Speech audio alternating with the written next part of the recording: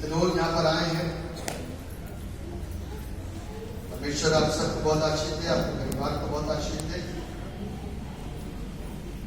और अपनी महिमा के लिए आपको बल और सामर्थ्य के साथ में सम्मान दे। उसकी सामर्थ्य को जानना, उसके प्यार को पहचानना, उसके लिए हमको और आपको ध्यान से देखना होगा, ध्यान से सुनना होगा, ध्यान से समझना होगा। क्योंकि किसी ने कहा कलाम के अंदर पहला कुरिन्थियों के 13वें अध्याय में, यदि मैं मनुष्यों और स्वर्गदूतों की बोलियां बोलूं, जब स्वर्गदूतों का नाम आता है तो आप और हम समझते हैं कि वो पवित्र है, क्योंकि वो स्वर्ग से आए हैं, स्वर्ग के नाम लगाए हैं, स्वर्ग के दूत हैं, इसलिए बहुत अच्छे और वाकई में बहुत अच्छे।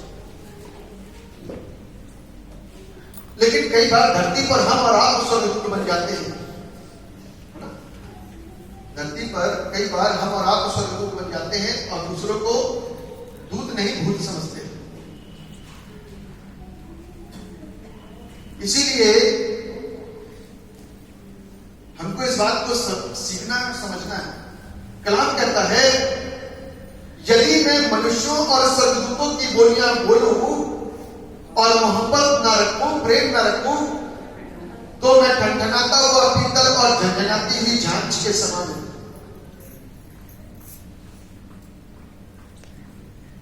हम सब कुछ कर लें, बहुत कुछ चीजों को प्राप्त कर लें, हाथी घोड़े बंगे गाड़ी सब कुछ प्राप्त कर लें और मोहब्बत ना रखें, तो ठंडनाता हुआ पीतल और झंझनाती हुई झांझ के समान। मोहब्बत के विषय में यदि कहा जाए तो मैं आपको पढ़ के बताऊंगा कि जो खुदा की मोहब्बत है, संसार की मोहब्बत की बात नहीं कर रहा हूं, जो खुदा की मोहब्बत है वो हमको दर्शाती है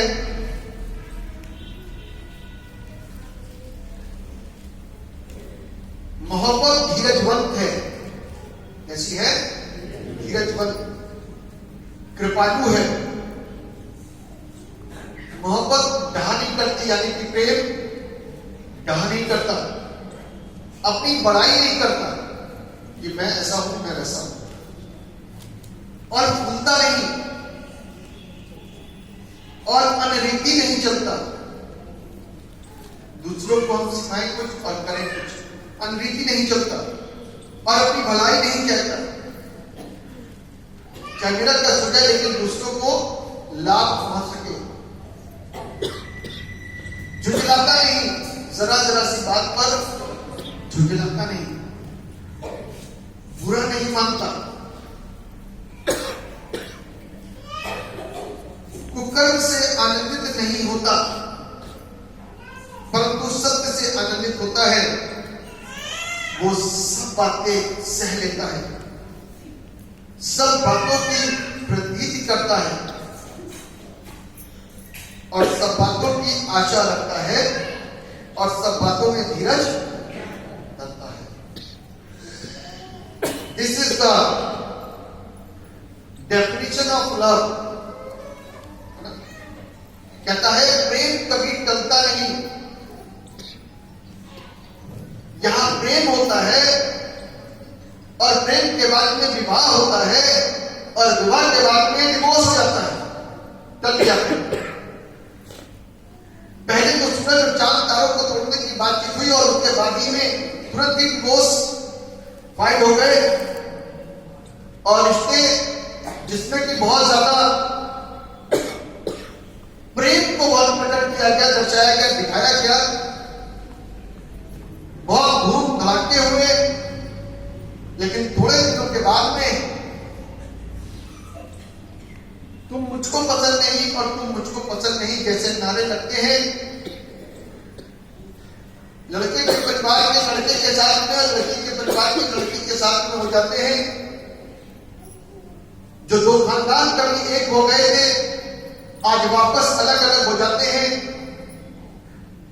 और उनके अंदर जो प्रेम था वो टल जाता है और कुछ दिनों बाद में जो केस दायर किया जाता है उसका रिजल्ट आ जाता है कि तुम अलग और तुम अलग। अब हम एक और नई दिशा की ओर चलती है, एक नया प्रेम लेकर। बाइबल कहती है कि ऐसा प्रेम सिर्फ एक ने किया, ऐसा प्रेम सिर्फ एक ने किया, उसका नाम है जोर से यीशु मसीह। कैसे कह सकते हो उसके प्रेम के विषय में कि ये प्रेम सिर्फ उसने किया? दुनिया में और लोग प्रेम नहीं करते क्या? हाँ, इसलिए आप कह सकते हो कि यीशु ने जो मोहब्बत की, यीशु ने जो प्रेम किया, उसके जैसा और उसके सापेक्ष और उसके सामने प्यार करने वाला कोई खड़ा नहीं हुआ।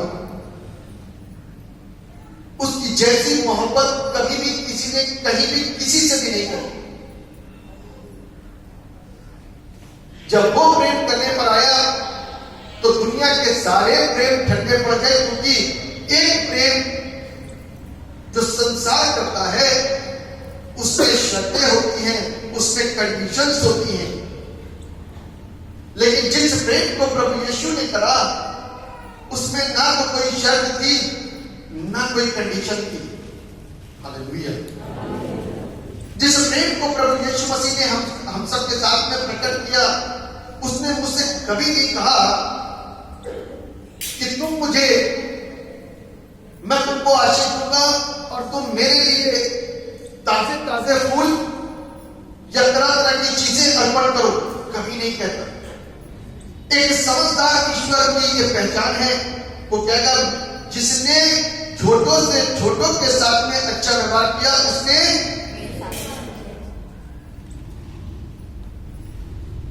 क्या ये सकता है? क्या परमेश्वर का रूप ऐसा ही होना चाहिए? जी हाँ, क्योंकि परमेश्वर आपसे कभी भी कोई चीज की मांग नहीं करता। परमेश्वर कभी भी आपसे कोई चीज की मांग नहीं करता। सोचो जरा, ध्यान से दिमाग लगाओ। हम और आप पढ़े लिखे, ईश्वर ने हमको और आपको ब्रेन दिया है। क्या वो हमारा दिया हुआ दूध पिएगा? हाँ या ना? हमारे द्वारा घी चढ़ाया हुआ पिएगा? कुत्ता पी सकता है? जानवर पी सकता है? तो बेटर कौन हुआ?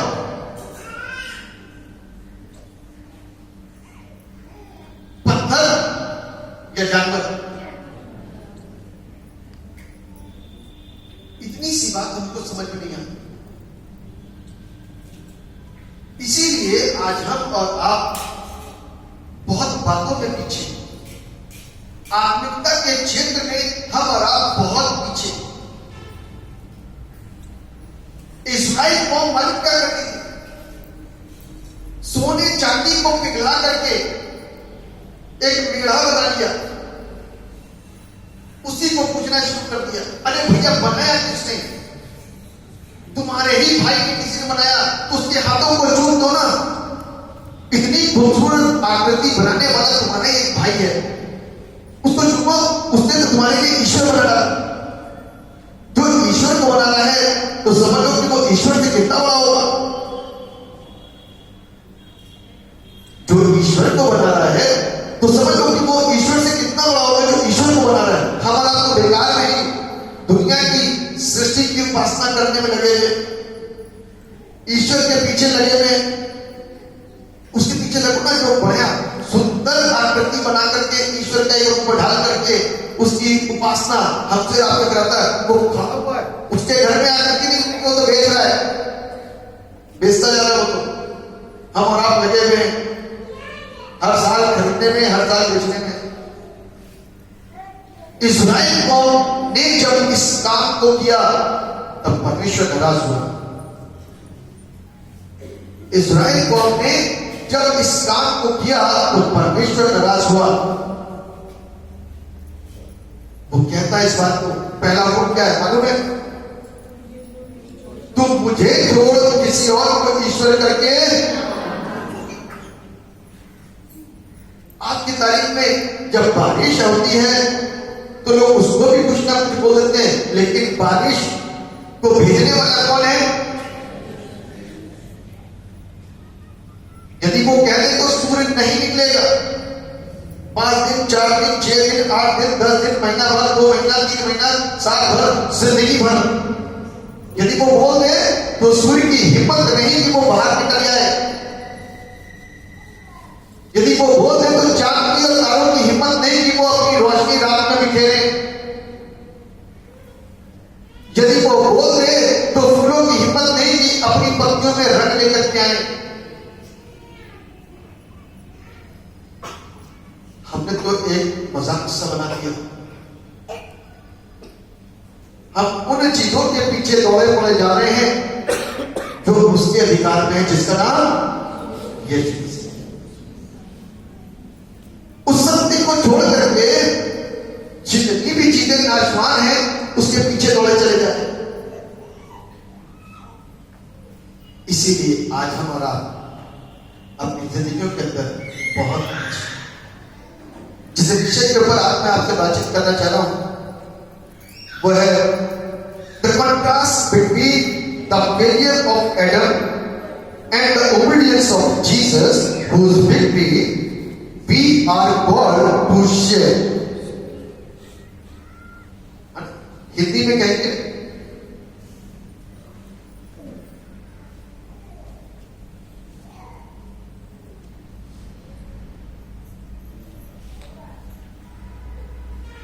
आदम की विफलता और दूसरी तरफ प्रभु यीशु की आज्ञा पालन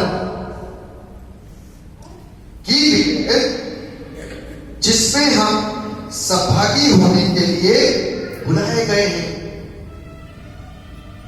आदम की विफलता और प्रभु यीशु मसीह की विजय, जिसमें हम सहभागी होने के लिए या उसमें हाथ बटाने के लिए बुलाए गए।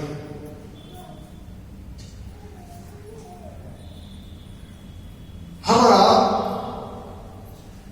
को परमेश्वर ने इस संसार में रखा और बुलाया कि हम सत्य और असत्य के विषय में जो एक बड़ी खाई है उसको दूसरों को बताएं और उनको सिखाएं। सत्य और असत्य के बीच में जो एक बड़ा गैप है, क्योंकि आज की तारीख में असत्य को सत्य से इतना ज्यादा निकट हो गया है कि सत्य और असत्य की पहचान खत्म हो गई। इसीलिए सब लोग बोलते हैं सत्संग। सब लोग बोलते हैं, जहां भी देखो कहां जा रहे हैं सत्संग, यहां बैठे हुए हैं सत्संग। आपके दिमाग में सिर्फ एक नाम डाल दिया गया सत्संग, तो आप बड़े पॉजिटिव तरीके से आकर के बैठे सत्संग हो रहा है। अब लेकिन यहां पर हमें चीज देखने की जरूरत है कि सत्संग का जो विच्छेद करेंगे आप और हम, तो वो होता है सत्य के सत्य, है ना। उसका विच्छेद नहीं करेंगे तो इसका अर्थ निकल के आएगा सत्य के संग, यानी कि सच्चाई के संग। और आज की तारीख में ऐसी बहुत सारी चीजें हैं जो सच्चाई के साथ में चल ही नहीं रही। सत्संग में जाकर के हम क्या सीखते हैं? सत्संग में जाकर के हम क्या सीखते हैं? सत्य सीखते हैं या असत्य सीखते हैं? सत्य सीखते हैं। यदि वहां जाकर के हमको सत्य सीखने के लिए प्रेरित किया जा रहा है, सत्य दिखाया जा रहा है, सत्य बताया जा रहा है, सत्य सुनाया जा रहा है, तो आंखों को खोल करके, कानों को खोल करके, दिमाग को खोल करके ध्यान पूर्वक सुनो कि ये बंदा ठीक बता भी रहा है कि कुछ गड़बड़ी कर रहा है।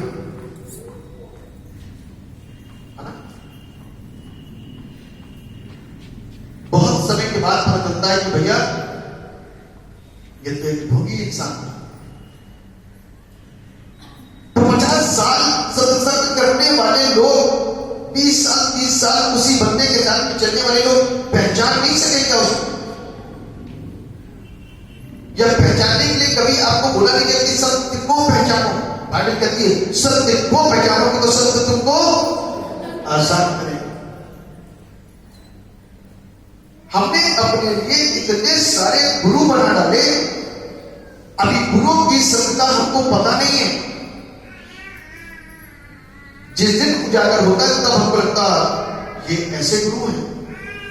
इंसान भोला है, लेकिन कुछ लोग ऐसे उठ करके खड़े हो गए जो सत्य को बिगाड़ने की कोशिश कर रहे हैं, सत्य की भूमिका खराब कर रहे हैं, सत्य की पिक्चर के ऊपर कालिक पोत रहे हैं।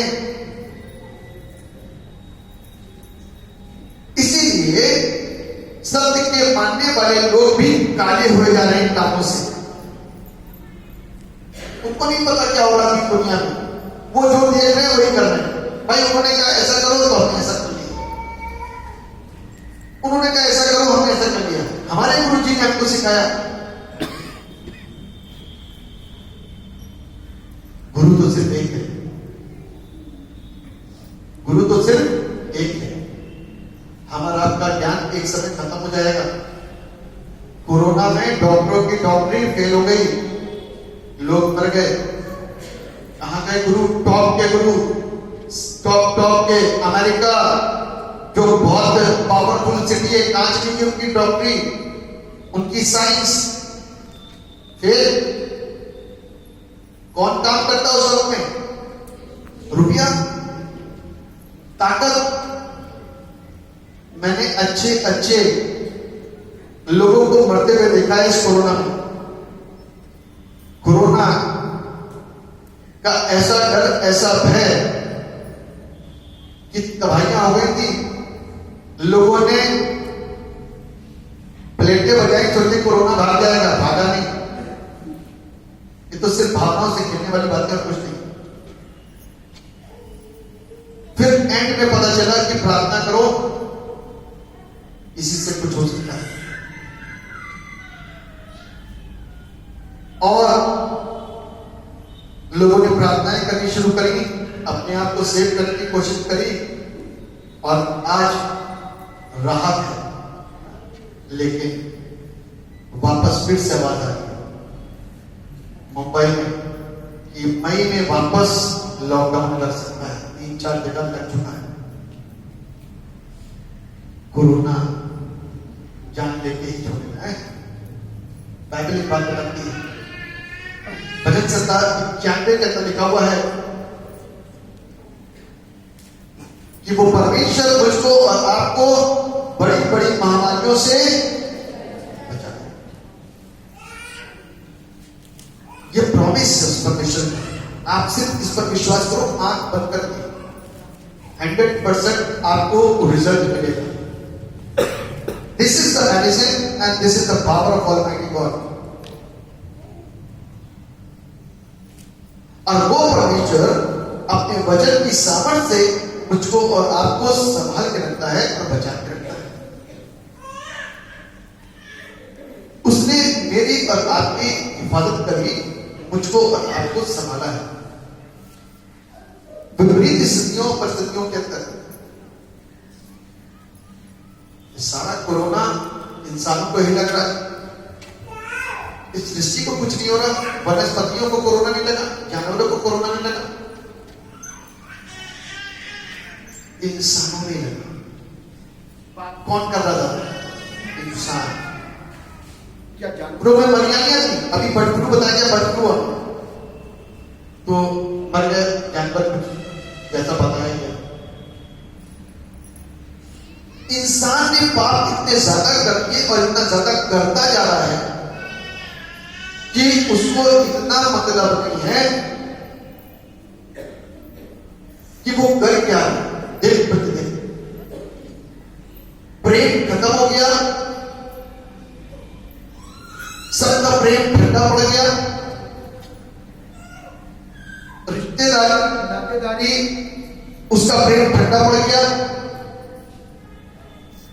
भाई भाई का प्रेम नहीं रहा, बहन भाई का प्रेम नहीं रहा, पति पत्नी का प्रेम नहीं रहा, सब खत्म, सब खत्म। इस पाप ने हमारे ऊपर एक ऐसा जाल डाला कि हम सिमट के रह गए व्यक्तिगत तौर से। हम अपने लिए सोचते हैं और किसी के लिए, है ना, आई माई सेल्फ, सिर्फ अपने लिए सोचते हैं, किसी के लिए मतलब ही नहीं किसी के सोचने का। आज इस विपरीत स्थितियों के अंदर, इन विपरीत स्थितियों के अंदर हमको और आपको अपने आप को सुरक्षित करना है और अच्छा करना है। आसान बातें नहीं बता रहा हूं, कठिन बात बता रहा हूं। आज की तारीख में कोई परमेश्वर के इस वचन का पालन कर नहीं सकता, लेकिन जो कोई करेगा वो जीवन पाएगा।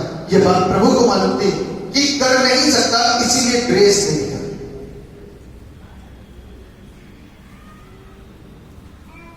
जहां इस पूरी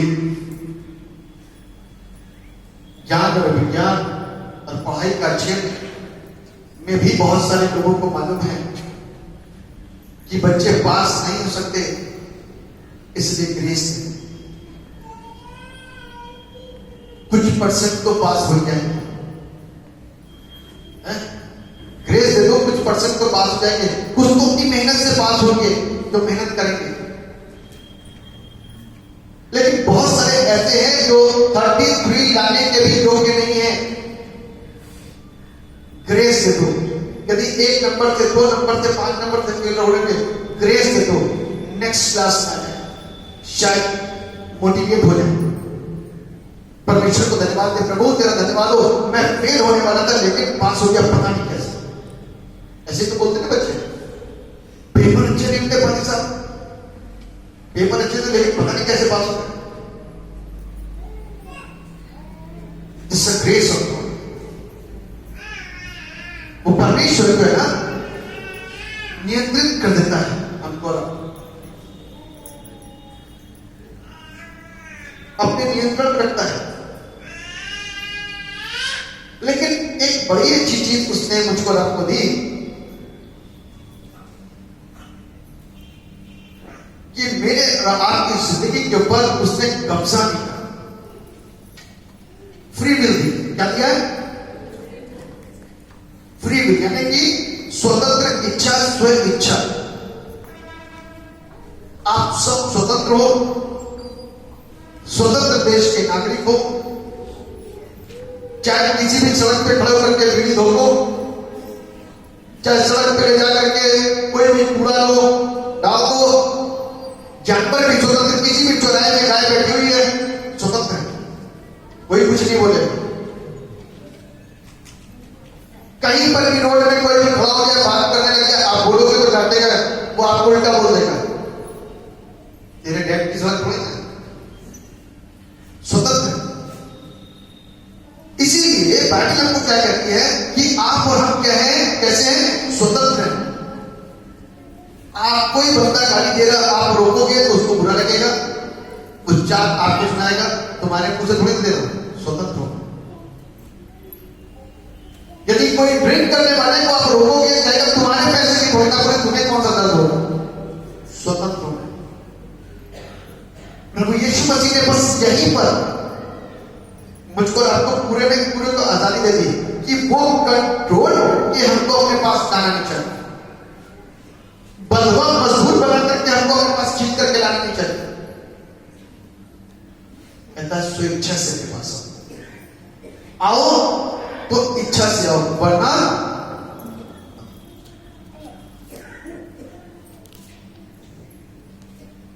क्या नहा करके हम ईश्वर के पास पहुंच सकते हैं? तो सारी दुनिया आज नहा करके ईश्वर के पास पहुंच जाएगी। दुनिया भर के अनुष्ठान करने से क्या फायदा?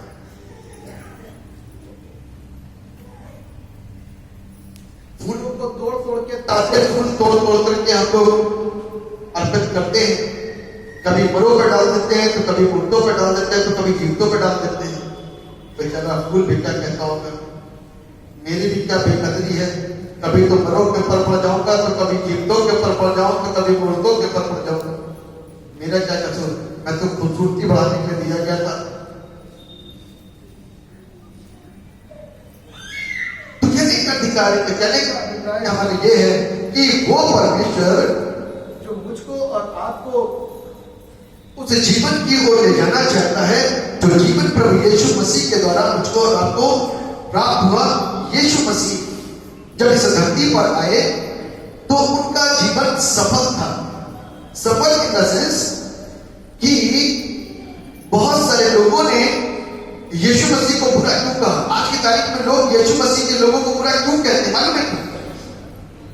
जो यहां आएगा वो जानेगा, जो यहां नहीं आएगा तो वो तो सुनी सुनी बात करेगा, वहां ऐसा होता है, वहां ऐसा होता है, वहां ऐसा होता है। यीशु मसीह यदि किसी को जीवन दे रहा है तो लोग उसके विरोध में आए। यीशु मसीह ने किसी दुष्ट आत्मा को निकाल के बाहर कर दिया तो लोगों को बुरा लगा। यीशु मसीह ने किसी अंधे को आंखें दे दी तो लोगों को बुरा लगा। यीशु मसीह ने किसी लंगड़े को चला दिया तो लोगों को बुरा लगा। ऐसा यीशु के अलावा कहीं और दिखाई देता है? कहीं और दिखाई देता है? नहीं दिखाई देता, क्योंकि कहीं और है नहीं। जो जिसके पास से वो लेकर के ना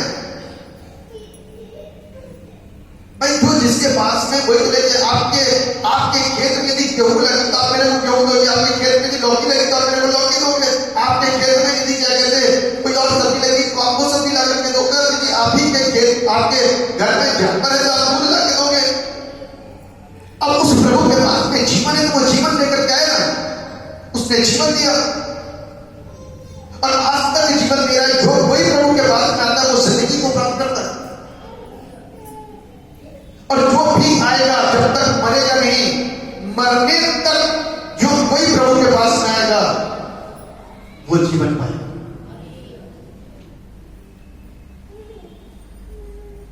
हम और आप सत्य को सुन भी लेते हैं, सत्य को जान लेते हैं, सत्य को अनुभव भी कर लेते हैं, लेकिन सत्य का चलते नहीं। फिर हमारी जिंदगियों के अंदर विफलताएं आ जाती है, असफलताएं आ जाती है। हम और आप सोचते हैं कि जी हमने अपने घर में यीशु मसीह का नाम जपना शुरू कर दिया तो सब कुछ सही है। क्या प्रभु यीशु मसीह से कहता है कि तुम मेरा नाम जपते रहो, बाकी के दुनिया के सारे कुकर्म करते रहो? पादी साहब को बताएंगे, पादी साहब दुआ करते सूरत बैठा, लेकिन कोई ये नहीं बताता पादी साहब मेरे मुंह से गाली निकलती है, पादी साहब मैं षड्यंत्र रचता हूं। कोई बताता है पादी साहब मैं पैसा कमाने में कितनी बेईमानियां करता हूं, कितना झूठ बोलता हूं, वो कोई बताता है। पादी साहब मैंने रस्ते पे चलते हुए कुदृष्टि डाली और पाप किया, कोई बताता है। पादी साहब रात में मैंने अपने मोबाइल के अंदर गंदगी देखी, कोई बताता है। पादी साहब मैंने बस में जाना था, बस वाले का पैसा मार दिया, कोई बताता है। किराया नहीं दिया, चोरी कर लिया, कोई बताता है? नहीं बताता। नाम ले प्रभु यीशु आपका सुरक्षित रखना, मेरे तरफ कुछ भी नहीं, सुरक्षित रखना प्रभु। और हम और आप सोचते हैं कि ये सब कुछ ध्यान रखो, प्रभु यीशु मसीह के पास आने वाला हर एक व्यक्ति अपने पाप से तौबा करे। जो गुनाह जो पाप उसने किए हैं उससे तौबा करे, पिछले पापों को भी याद करे कि वो क्या करके बैठा हुआ है, क्योंकि पिछले पापों का भुगतान भुगत रहा है। दूसरों को बोलना, दूसरों को बुरा कहना, दूसरों के ऊपर लांछन लगाना, दिस इज सिन, ये पाप है। हमें अपने आप को पाप से बचाना है। प्रभु यीशु मसीह पापियों से प्यार करता है, हमको और आपको पाप से बचाने के लिए आया। हम पाप करते जा रहे हैं, करते जा रहे हैं, करते जा रहे हैं और कहते हैं हम यीशु मसीह का नाम ले रहे हैं। We are doing sin against God.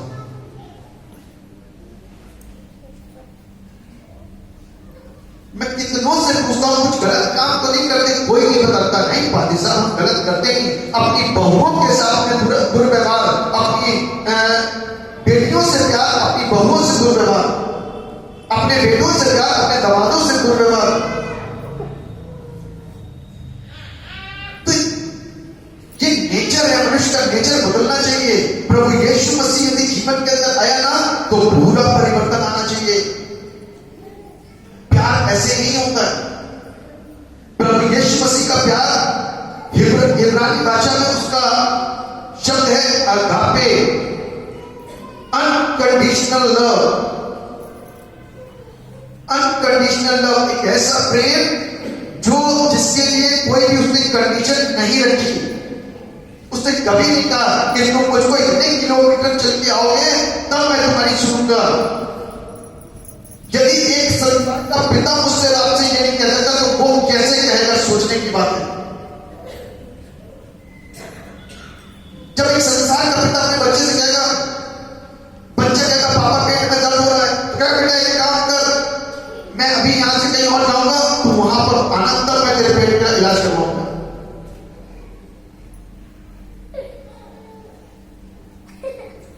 मैं बेटा हूं अपने पिता का, मेरे पिता को कोरोना जब हुआ तो मैं यहां से दौड़ करके वहां पहुंचा, अब प्रभु ने हमको ठीक कर, प्रभु ने हमको ठीक कर। तो कहने का अभिप्राय यह है कि आज मैं और आप उस ईश्वर के बीच में, उस सत्य के बीच में और असत्य के बीच में डिफरेंशिएट कर ही नहीं पाएंगे, भीड़ की तरह चल रहे धक्के के साथ। This is our problem. पाप करके बैठे हो ना तो मान लेना, कुकर्म करके बैठे हो तो मान लेना, व्यभिचार करा हुआ है तो मान लेना कि हाँ व्यभिचार करा हुआ मैंने, गंदगी करके बैठे हो तो बता देना हाँ गंदगी करी है, प्रभु के सामने मान लेना चाहे। उससे पहले यदि सोचो कि ठीक हो जाओगे तो असंभव, क्योंकि हम तो यही सोचते हैं कि अब तो दुआ करने बैठ गए बस सारे पापों से छुटकारा हो गया, पुरानी पापों की भुगतान भुगत रहे हैं हम। माँ बाप ने हो सकता है और उनके माँ बाप ने कोई ऐसे कुकर्म किया, किसी को मारा हो, किसी का श्राप लिया हो, तो उसके भुगतान को भुगतना पड़ेगा। आपको प्रार्थना करनी पड़ेगी, अपने गुनाहों से तौबा करनी पड़ेगी, झूठ नहीं सत्य के साथ करना पड़ेगा।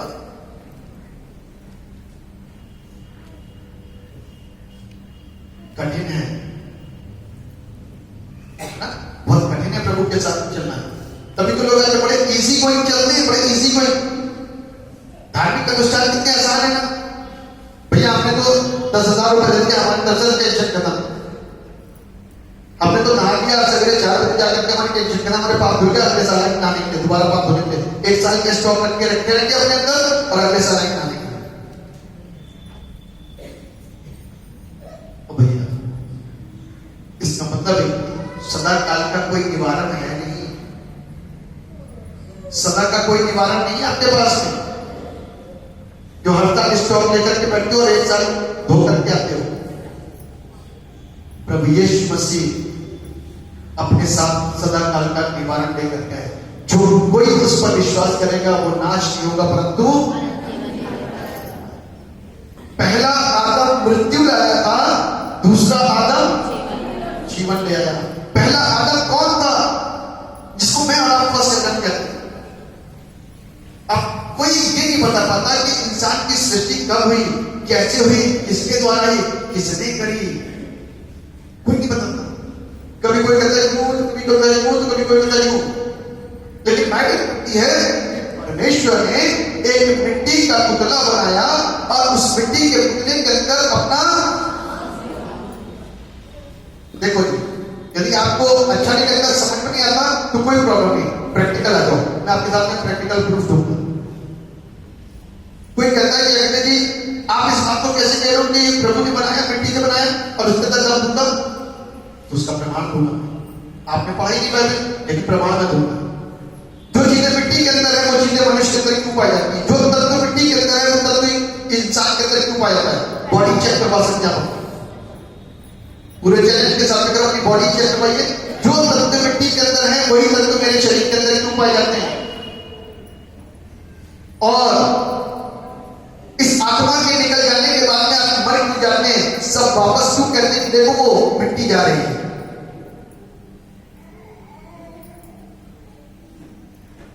हमको और आपको परमेश्वर के वचन को सीखना है, परमेश्वर के वचन को सीखना। हमने और आपने वचन नहीं सीखा कभी भी, क्योंकि हमको सिखाया नहीं गया। हमने और आपने तो सिर्फ हवा में चलाए हैं।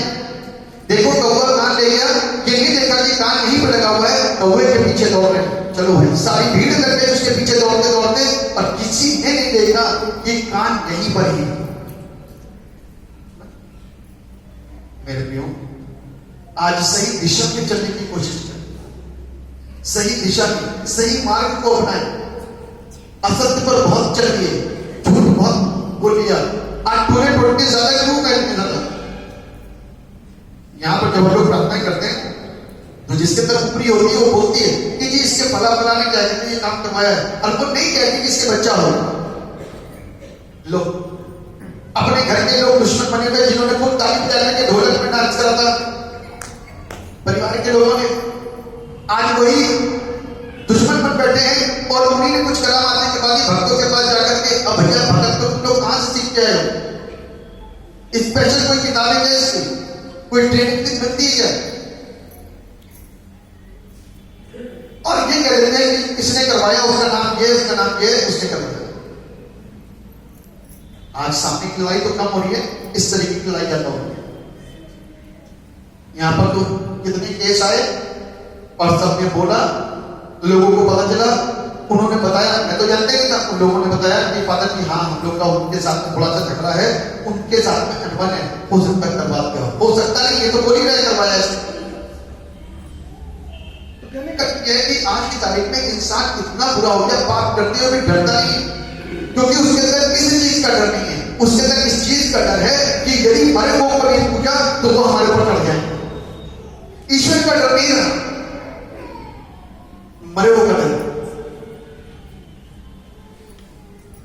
मेरे प्रियो, बाइबल जो हमको सिखाती है ना, उसको हमको बड़ी खूबसूरत चीजें, कुछ बातें यहां पर नोट करी मैंने लिखी है कि शैतान के द्वारा दिखाए गए धोखे और लालच में फंसकर अनाज्ञाकारी रहा कौन? पहला आदम। शैतान के द्वारा दिखाया गया धोखा और लालच के प्रति अनाज्ञाकारी रहा, यानी कि परमेश्वर ने जिस चीज को आज्ञा दी थी कि ऐसा करना, ऐसा करना, ऐसा करना और ऐसा ना करना, तो उसने परमेश्वर के विरोध में क्या किया, है ना? परमेश्वर के विरोध में क्या किया आदम, जिसको परमेश्वर ने कहा था कि तू सब कुछ, सारे फलों को, जितने भी वाटिका में है सारे फल को खा सकता है, सिर्फ इस फल को न खाना, और सारे हजारों लाखों फल और फूल को छोड़ करके शैतान हमको कहां लेके जा रहा है? सिर्फ उस पेड़ और उस फल के पास में जिसको खाने के लिए परमेश्वर ने मना किया था।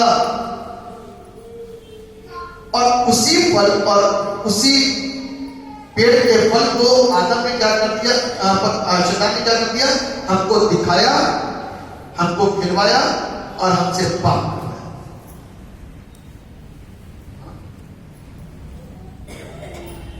हम आप कैसे थे मालूम है? कैसे थे हम और आप? ऐसे नहीं थे। हम और आप ऐसे थे जैसे एक बच्चा पैदा होता है ना? कैसे थे? जैसे एक छोटा बच्चा पैदा होता है। कैसे पैदा होता है? नंगा। हमारे रक्तपात में वस्त्र नहीं थे, क्योंकि हमारी जो आंखें थी वो गंदगी नहीं देख रही थी, हमारे कान गंदगी सुन नहीं रहे थे, हमारा दिमाग गंदगी समझ नहीं रहा था, क्योंकि पाप नहीं था तब तक। छोटे बच्चे को आप नग्न अवस्था में घुमाते रहो 6 महीने 5 महीने, कोई प्रॉब्लम नहीं होगी उसको, कोई प्रॉब्लम नहीं होगी। लेकिन जिस दिन उसकी आंखें खुल जाएंगी, जिस दिन उसका कान खुल जाएगा, जिस दिन उसका दिमाग खुल जाएगा, उस दिन क्या क्या कपड़े लाओ, है ना? उस दिन क्या कहेगा? कपड़े लाओ, कपड़े पहनूंगा। शर्माएगा, आदम भी शर्माएगा, आदम भी शर्माएगा। लेकिन वहीं पर यदि हम आप देखें यीशु मसीह के विषय में कि यीशु मसीह ने पिता की इच्छा को पूरा किया, आज्ञाकारी रहा। यह है दूसरा आदम, अर्थात प्रभु यीशु मसीह, जिसको आप और हम कई बार ईसा मसीह के नाम से जानते हैं। लोग ईसा मसीह कहते हैं। ईसाई क्यों कहते हैं कि ईसा आए, तो ईसाई कर दिया। बड़ा बहुत अच्छा जोड़ लगाया है कि सत्य विच्छेद बड़ा अच्छी तरीके से करा। ईसा आए तो ईसाई, जितने लोग उसको पालन करते हैं वो सारे ईसाई। बाइबल में ईसाई शब्द कहीं पर नहीं लिखा मेरे प्रियो, लेकिन सरकारी सब महकमों में ईसाई। बाइबल में कहीं नहीं लिखा कि यीशु ईसाई के लिए आया, कहीं नहीं लिखा। यीशु जगत के लोगों के लिए आया, पापियों के लिए आया, गुनहगारों के लिए आया, है ना।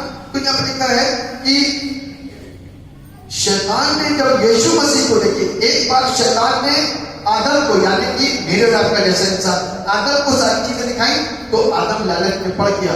दूसरी तरफ शैतान यीशु के पास आया, उसको लालच दिखाया, यदि तू इस कपूरे पर से अपने आप को गिरा दे तो कलाम कहता है कि परमेश्वर स्वर्गदूतों को भेज करके तुझे हाथों पर उठा लेगा और फिर वो तुझे उठा करके तुझे दंडवत करेंगे, तेरी आराधना करेंगे।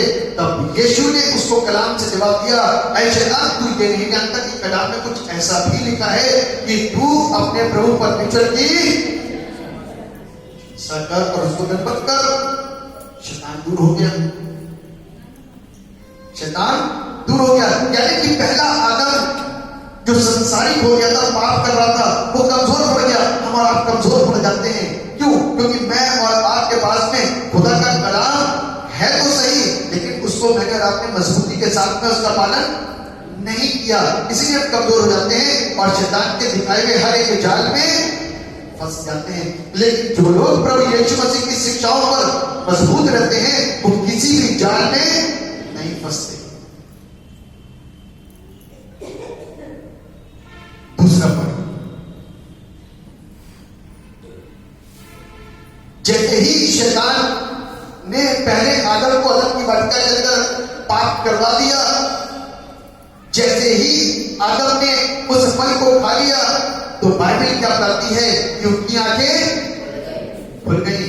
तो खुलते ही सबसे पहले क्या समझ में आया कि मैं नंगा हूं ना। छोटे बच्चे की जैसे ही आंखें खुलती ना, उसको क्या समझ आता है? मैं नंगा हूं। ठीक उसी प्रकार से आदम को समझ में आया कि मैं नंगा हूं, और बाइबल क्या बताती है कि वो परमेश्वर की उपस्थिति से हट गया, परमेश्वर की उपस्थिति से हट गया, इसलिए हट गया क्योंकि वो नंगा हो गया था। दूसरी तरफ देखते हैं यीशु मसीह के विषय में, जब यीशु मसीह से धरती पर आए तो उन्होंने किसी भी तरीके से पाप नहीं किया और उनको पकड़वाया गया। उसके बावजूद भी प्रभु यीशु मसीह अपने परमेश्वर के नाम को लेने से शर्माया नहीं और उसने उस मृत्यु को स्वीकार करके परमेश्वर के नाम को महिमा दी और उसकी उपस्थिति में सदैव बना रहा। हालेलुया। ये वाला आदम परमेश्वर को छोड़ करके हट गया, शर्मा गया, पेड़ के पीछे छिप गया, शर्म आ रही थी क्योंकि नंगा था। नंगा बच्चा आज की तारीफ होता है तो शर्माता है, भागता है, कपड़े ढूंढता है ना। ठीक उसी प्रकार के वो वाला आदम भी शर्माया और पेड़ के पीछे चला गया और परमेश्वर की उपस्थिति से हट गया। आज की तारीख में जब हम यीशु मसीह के विषय में सीखते हैं तो यीशु मसीह को जब क्रूस किया जा रहा था, उस वक्त में प्रभु यीशु मसीह उस सच्चाई को बोलने से शर्माया नहीं और कहीं छिपा नहीं, खुला सामने रह करके उसने उस परमेश्वर के नाम को महिमा दी और उसकी उपस्थिति में बना रहा, इसीलिए वो आशीषित हम सबको कर सका। हालेलुया।